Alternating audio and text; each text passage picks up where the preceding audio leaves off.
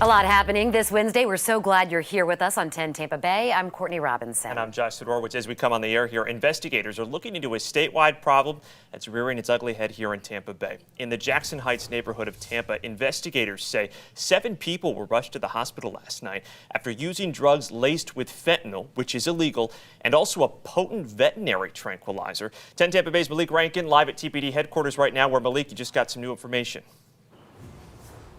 That's right, Josh. Thankfully, officers were able to administer Narcan on the scene, and all 7 of those people are now recovering. Now, TPD tells me one of those victims told police where they got the drugs from, and that person is now in jail. Albert Wyche was charged with 1 count of delivery of a controlled substance. TPD arrested him. He's now behind bars. So when our officers arrived, they found the 6 subjects, some of them unresponsive and some of the other ones having a difficult time breathing. It was just before 10 p.m. Tuesday night when officers were called to this area just north of Ybor. A 7th person was found a few blocks away with similar symptoms. By the time they got to the hospital, they were conscious and breathing and recovering at the hospital. TPD says this could have ended a lot worse. The drugs ingested, fentanyl and xylazine, can be deadly. Xylazine is normally used for larger animals, horses, sheep, cattle. Xylazine is a sedative used on livestock. When humans use it, oh, that's dangerous. I mean, it's not meant for humans, so death. Overdose.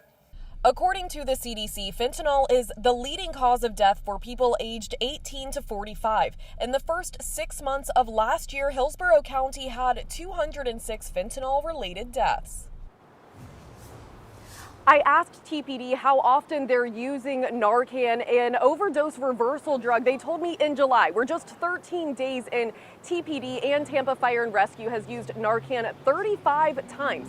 5 of those cases resulted in deaths. Well, and we know that fentanyl is not just a Bay Area issue. Malik just hit on this, the leading cause of death nationwide for people 18 to 45 years old. It is why leaders across the state are working to fight this epidemic. 10 Investigates' Jennifer Titus is here with us to take a deeper dive into what's being done. Jen.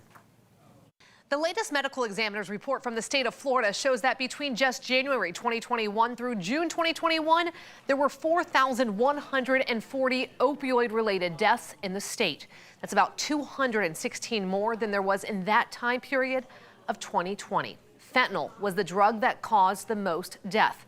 The Florida Department of Health is now launching a statewide public messaging advisory that will inform the public of the dangers of fentanyl.